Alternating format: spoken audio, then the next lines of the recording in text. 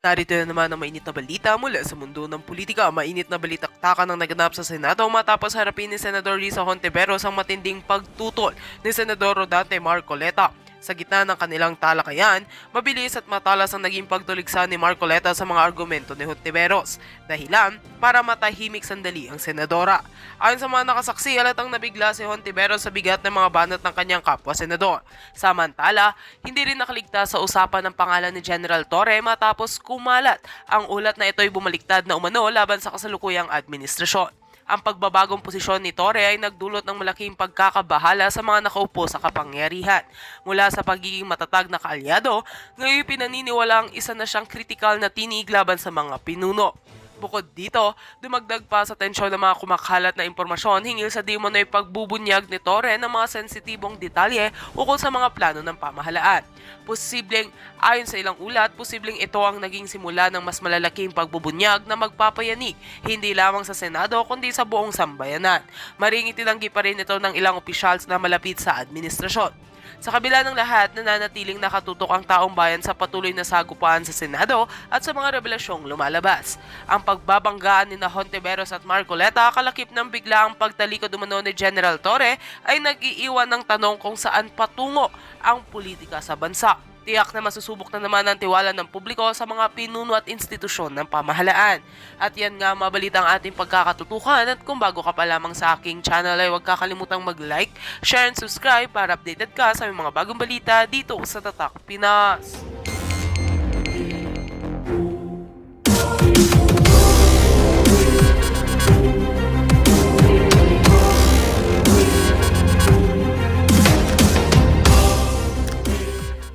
Loob na yan ni Senator Bato de la Rosa, pinagsasaluhan ho ng mga totoo, totoong taga-suporta nitong si dating Pangulong Rodrigo Duterte. Eto mga kababayan, rekta ho tayo dito kay ambush interview pa rin ho nitong si Senator Bato de la Rosa. Okay? It's very unique because he still has... Parang ang sarap sabihin ngayong sinibakyang si Nicolas Torre, parang sarap magpunta sa sa opisina niya, no? Pagka di ka umalis yan, ako kakaladkad sa'yo. Sir Bato, parang gano'n, no? Pagka hindi ka umalis, tatayo ka ba o tatayo? Tapos sabay talikod mo, pagka hindi umalis siya sa pwesto, kakalad ka rin mo yan, palabas ng, ng opisina niya. More than 1 year to go before his mandatory retirement age of 56. So nasa kanya yan if he doesn't give up his rank, his 4-star rank, ay pwedeng ang chief PNP or yung magiging acting chief PNP will be holding a 3-star rank only. Because andyan pa yung hindi pa retired yung 4-star rank holder. Because according to the law, there should be only one 4-star rank in the Philippine National Police, and that is the Chief PNP. Ngayon na siya ang Chief PNP, siya binigyan ng 4-star rank, hindi pwedeng magkakaroon O paano na lang si Jean Fajardo? Ano na mangyayari kay Jean Fajardo? Hindi ko nakita doon sa panunumpa, doon sa oath-taking nitong si Nartates, di wala na yung nunal na tinubuan ng konting babae, matatanggal na rin. Papalakpakan ho tayo kung wala na rin si Jean Fajardo. Karoon 2 4-star. So paritarin muna siya bago ma-4-star yung i-appoint na bagong Chief PNP. So, ang magiging PNP Chief 3-star. Ano na siya? Si Torre, after the review? He can be assigned with the office of the Chief PNP in a floating status. Floating status, for accounting purposes, dyan ka lang sa office of the Chief PNP kasi you are still receiving salaries and remuneration from the government. So kailangan ma-account ka, and in order for you to be accounted for, you have to stay with the office of the Chief PNP. Until he retires, sir. Hanggang mag-retire siya. Hanggang mag-retire siya. Because kung pipilitin mo siyang mag-retire, that would be against the law. Kung siya voluntaryo na mag-retire because feeling niya, naawa siya kay General Nartates or whoever is the next or the incoming Chief PNP, naawa siya na hindi ba kuha yung 4-star, di na sa kanya na rin yan. Mag-retire siya voluntarily. hanggat hindi siya mag-retire, na sa kanya ang 4-star rank, hindi talaga pwede magkakaroon ng dalawang 4-star sa Pwede PNP. naman sa ngayon without reaching the age. Ha? Pwede without reaching your Yes, yes. Meron namang Ayun na nga mga kababayan, magsama-sama ho tayo pagka hindi bumabaya si Nicolas Torre, punta ho tayo sa PNP, tayo kakaladkad sa kanya. Yung mga katagang sinabi niya dito kay dating Pangulo Rodrigo Duterte, siya naman hong sasabihin natin sa kanya ngayong mga panahon na to. Bababa ka dyan sa bilang pagiging PNP chief mo. Aalis ka dyan. O kakalad ka rin ka namin palabas ng opisina. Dalawang bagay lang yan, Nicolas Torre. Ayusin mo ha. Hindi na ikaw ang chief PNP. Tigilan mo ng pagsisiga-sigaan mo. Ayun na nga mga kababayan, dumako naman ho tayo dito kaya na dito sa naging talakayan, itong sila Ma'am Sas Rogando Sasot at itong si Ma'am Joey kagabi, diyan sa kanyang channel na Joey the Babe, Joey Cruz, i-search nyo na lang ho, lalabas yan. Manila ka mag-last words ka na, tapos last words is Ako Mio nga, sinabi ko kanina, since ito ay first termer lang, tapos bagong politician, Yan. sa ngayon PR lang to sa akin. Pero kapag PR. nakita kong sinusugan niya, mapapabilib niya ako. Sana susugan niya at magkaroon siya ng bayag na banggain kung sino yung dapat banggain. Pero ngayon pa lang may yung mga pag-iwas-iwas niya, kinakabahan na ako eh. Pero sana, ituloy niya. Babantayan ko. Then kapag hindi walang progreso, saka ko siya ibabash ng bonggang-bongga. Ayan, sige. Ay, nagkwentong barangay ako mamaya. Sas, ikaw, last words. Ayan si Ma'am Sas. Ma'am. Well, kung ako sasabi ko lang, last words, bookish engineers can only make you buy a Honda. But, a madiscarding foreman Yan. is the key. The key to 40 plus luxury cars Yan. and an umbrella with a Rolls Royce attached to it. Yeah. Ito. Yan ho, tinutukoy na to si Ma'am Sas Rogando Sasot. Pambihira, oo. Yan ho, kung tawagin yan payong na may konting Rolls Royce. Payong na may konting sasakyan. Parang limo, no? Yes, oo. Tapos ang doors niya pa ganyan. So, pa-open siya pa ganyan din. So kaya mo to kinuha dahil Kasi ito, may payong, oh. Natutuwa ako sa payong. Paano puwasa ito? sa payong. Ayan. Pero hindi ko pinagagamit yung payong na to. Hindi pwedeng gamitin. Oo, kasi mahal yung payong. Oo. Ayan. Balita ho natin, nasa kalahating milyon daw ho yung payong. So, ito yung payong niya. So tingin isang payong yan. Yes, on both sides. Ayun. So, yan yung feature niyang rolls na kaya ako siya nabili kasi tuwa ako sa payong siya. Tingnan natin kung Hindi, ako naniniwala ako. Misteryosong gumalaw ang Diyos ng tadhana, di ba? Itong huwag kayong magalit kay Sir Julius Babaw, di ba? Huwag mo kayong magalit sa kanya. Ika nga, kinasangkapan lang siya ng Diyos ng tadhana para mailabas ang kabuktutan ng nangyayari ngayon sa ating pamahalaan. Dapat pa nga, palakpakan natin siya dyan eh. Kung ano man kung sakaling meron man siyang dyan, ika nga, kung ano man yan, nasa kanya na yun. Pero malaki ang naitulong ng video niya na to para maipakita kung gaano kagarbo ang pamumuhay nitong mga pamilya na to, itong pamilya Diskaya na to. Ibang klase yung mga kababayan. Nang dahil sa payong, ika nga, no? Binili ang Rolls Royce nang dahil sa... Ganda ng tao nito si Mama, no? Nito si Ma'am Joey. Yan, lagay ko lang dyan yung payong, tapos tuloy ho natin to.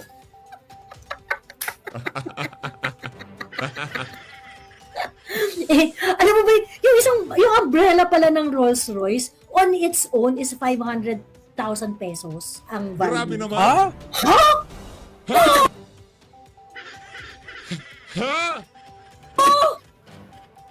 Lumilipad ba yung payong na yan? Oo! Yun pala, yung 500,000 pesos yung value nung payong. Saan gawa yung payong? Ewan ko, gawa sa puwet ni, Alala mo, yung payong dati na Ito naman sabi ko Ito naman sabi ko. This couple is kasi yan ang telltale signs ng mga taong pag construction ng business mo, mahirap hindi basta-basta kumita ng pera. Okay? So, malaki talaga yung gastusin mo yan. And etong pinapakita nila na they can easily shell out money to buy a very expensive car because they like the payong attached to it already tells us something. Hindi nila kinita baka hindi nila kinita ang pera nila sa maayos na paraan. Kasi pag kinita mo ang pera mo sa maayos na paraan, ang hirap maglabas. Because Correct. You just Totoo ho yan mga kababayan. Yung ika nga singkong bingi, napapaisip ka pa yung kung saan mapupunta, di ba?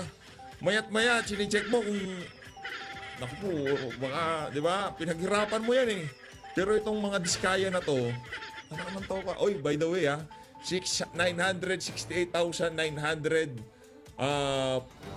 84,000 subscriber na ho tayo. Konti na lang, magna 969. Ano naman to ka ito eh. Matindi ho itong number na susunod ha. Matindi ho. Paikutin na natin para makita na natin ng sabay-sabay. Yung 969,000 and you're not just going to buy stuff kasi nakita mo sa magazine, di ba? Oh yes. Kasi nga, alam mo na mahirap pumasok ang pera. Lalo na sa construction business, mahirap pumasok. Sa normal sa normal na construction business mahal pumasok ang pera dyan. Pero, nung sinabi na nila na guminhawa ang buhay nila nang simula silang nag-DPWH, ibig sabihin, napakabilis pumasok ng construction contract sa DPWH. Ang tanong, bakit sa inyo? Lalong-lalo na ayaw nyo ng bookish engineers. Hindi ba? Ano, tama ako, mali? Tama po kayo, madam. True. Ayan. Maraming salamat mula sa balita sa kabilang buhay, Miss Sasper. Ayun na nga mga kababayan, rekta na ho tayo dito sa interview nitong si Manong Ted Filon at itong si Ma'am Maricel Halili dito kay Secretary Manuel Bunuan, ang ating susunod na sisibakin sa pwesto. Kung pwede nga lang no. Sige na, sibakin na natin yan. Marcos Jr., panahon na sibakan ngayon, sibakin na natin yan. Naiiya ka pa huwag ka na maiya. Technical evaluation. Administrasyon, kaya from the top tayo, from the top. Talagang nangyari dito. Sa inyo, Secretary. Game. Good morning po. Opo, Secretary. Good morning. Yes po. Sisimulan ko na po doon sa binisita po ninyo. Na bago yung Batangas, doon muna tayo sa Quezon Road, sir. Kasi ito yung nabanggit ni Presidente na useless, meron daw patong na parang naging 75%. Ano po ba talagang nangyari dito? Kasi balita ko po ang sinabi po ninyo nung pa palang nakaraang administrasyon to ginawa. Kasi napapansin po, marami napansin na ating presidente nung pagpunta po niya doon sa Quezon Road, napansin po niyo yung mga rock netting, at napansin po niyo din yung rock shed na ginagawa.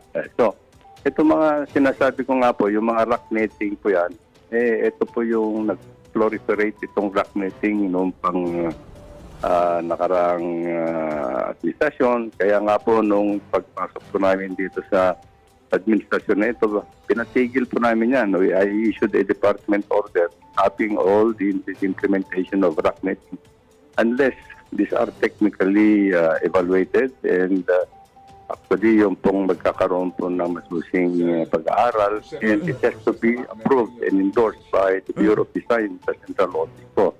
Sa lahat po ng district and regional offices in the country.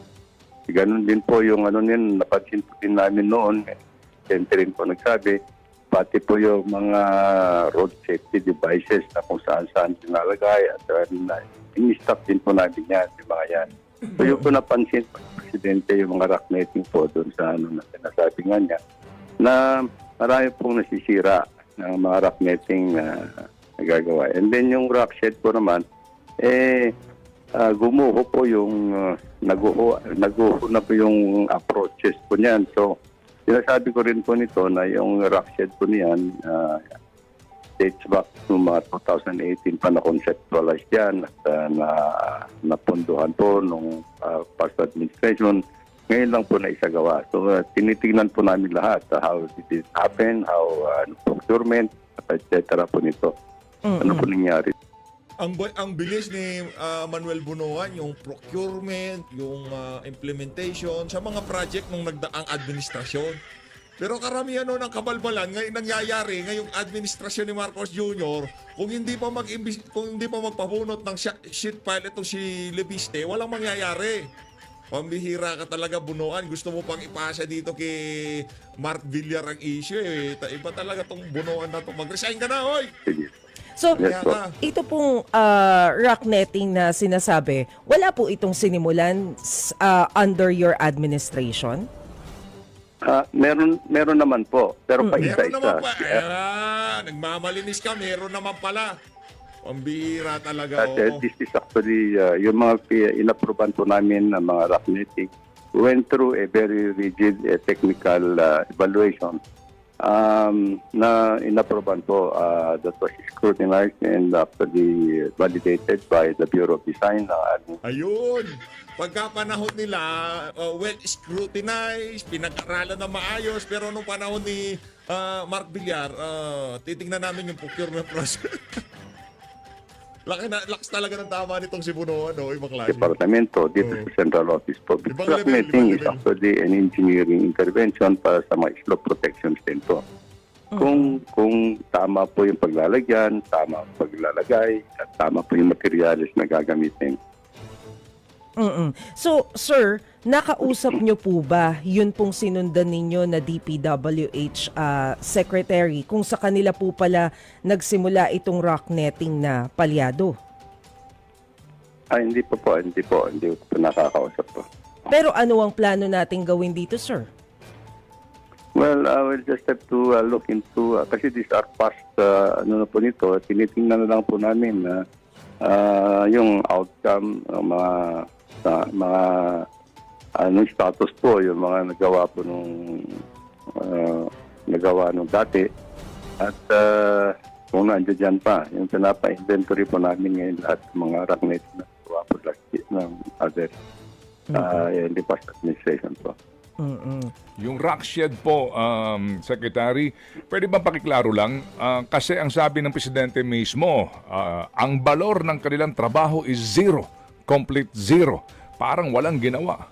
Walang silang itinayo. Wala silang nilagay na wall. Wala silang nilagay na riprap. Wala silang nilagay na slope protection. Ngayon, nakita naman yung erosion sa ilalim ng kalsada, ang haba na kanya sinasabi. But basically po, ang sinasabi niya rito, parang nagtapon tayo sa ilog ng pera. Yan po sinabi ng Presidente. Ayun din po nakita ko. Pinuntahan ko rin po kahapon yan. Nakita ko nga po na it is a little... Di pa kayo nagsabay ni Marcos Jr., di ba? Dapat sabay na kayo nagpunta doon. Ang dami mo namang arte. Dapat kayo ng dalawa. Ang dating parang di kayo magkasundo niya. Dapat po dito na yung dun sa ibaba ng rockshed, na-oka po at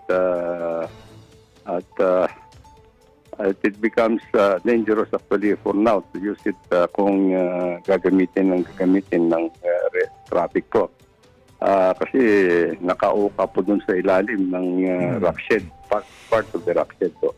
Yung apo, meron pong chance na gumuho na yan. Yun na nga po, unless meron ng immediate intervention po doon sa ibaba na gagawin. Opo, pwede lang hong natin klaruhin po, Sek, kasi alam niyo na, sa mga panahong ito, ang dami hong kung ano-anong mga balita at informasyon. Nagpunta ho kayo kahapon doon, ano po, at inyong mismo hong sinuri ulit, no, yung naturang proyekto. Matanong lang po, bakit po kayo hindi nakasama kay Presidente nung linggo na siya nagpunta ron mismo personal? Well, hindi naman po I think it's not a schedule na sinabi po sa amin na pumunta. I think it was a holiday po kasi, and I think it was a side trip made by the President, and good enough. Ayun na nga mga kababayan, 960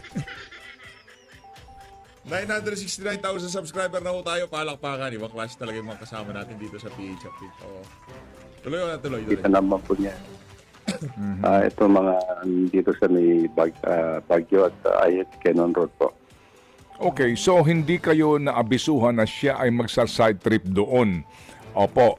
Pero si Benji Magalong, Mayor Benji, naabisuhan kasi parang nag-advance siya doon. And sa kanyang pahayag na yon, kahapon, mayroon kayong statement daw na sinasabi niyo na hindi naman totally useless ito. Pwede ba natin klaruhin lang po because some people are putting intrigue into this, no? Na, sorry po, no? Na hindi, iba sinasabi ni Presidente, iba sinasabi nyo at hindi kayo nasama sa kanyang pagpunta doon. Hindi naman po yung I think tama yung sabi natin Presidente that cannot be used actually by the general traffic now. Kasi nga precarious po yung yung situation ngayon doon. Kinaoka po yung doon sa ilalim. Opo. Sa ilalim na ba? Sabi ko ang nakita ko lang po kasi the structure is there but I think it's going to be very precarious if you open up to traffic. Kaya sinasabi nga nila hindi ko magagamit unless na ng general traffic unless something has to be done actually na i-reinforce po doon sa baba. Okay, opo. Sige, so sir, ano ba talaga? Yung bang program of work dito, yung rock shed lang, hindi kasama yung riprap sa ilalim na pinaka-base nito? Parang ganun po yun eh. Parang ganun po. Okay, so I'm having a full documentation po of that project. How did it start? Sino bang decision na gagawin? Kasi I think hindi ho dito sa aming administrasyon ang may decision po ito gagawin ito. And tinado-document ko lahat po how was it conceptualized, how was it decided, ano ang type of design, sino ang contractor, and all these things. So tinado-document ko ngayon. Opo. Sige, so Sec, fully paid na po ito. Bayad na po ang contractor dito at may warranty pa ho ba ito? I'm not sure, Ted. That's why I'm getting all the documents at this point in time. Opo. Sige, so sir, ang klaro po, ito ay pinondohan, sinimulan at supposed to be natapos during the Duterte administration.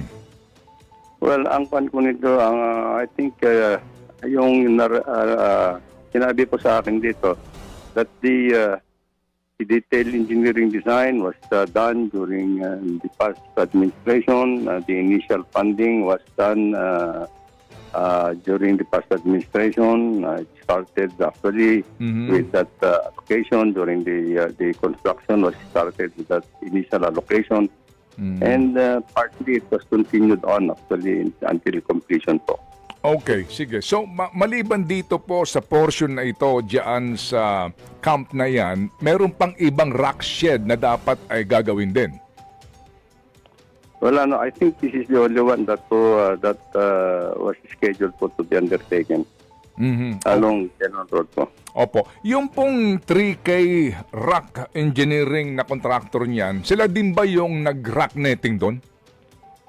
Hindi ko lang, Ted. I think kasi this dates back nung years back, I think in 2020, 2021, 2022, yung mga ganun. Opo. Sige, so sa claim ng Presidente na 75% overpriced yung rock netting, will you still investigate that? Considering po kaninyo na ito po'y sa panahon po ng panunungkulan ng dating administrasyon? Well, we just have to point out actually kung bakit naging ganun ang nangyari po. We just have to point out. Kasi yung mga rock netting that we are undertaking now, as I said, is actually went through a very rigid scrutiny at yung engineering. Opo. Iba ngayon sa panunungkulan ninyo, kaninyo, masyadong rigid, hindi basta-basta, etc. Pero po, yung nagdaan, will you still look into that para po malaman talaga na nagkaroon ng overpricing? Well, probably, it's not actually the main objective that we are trying to to undertake at this point in time. I'll just say probably some data that we can look into actually. Opo. Sige, so ito ho nangyari dyan sa 1st District po ng Batangas. Ano ho ang masasabi nyo dito, Secretary? Aba, if he is doing it on his own, pandito, bahala siya sa buhay niya.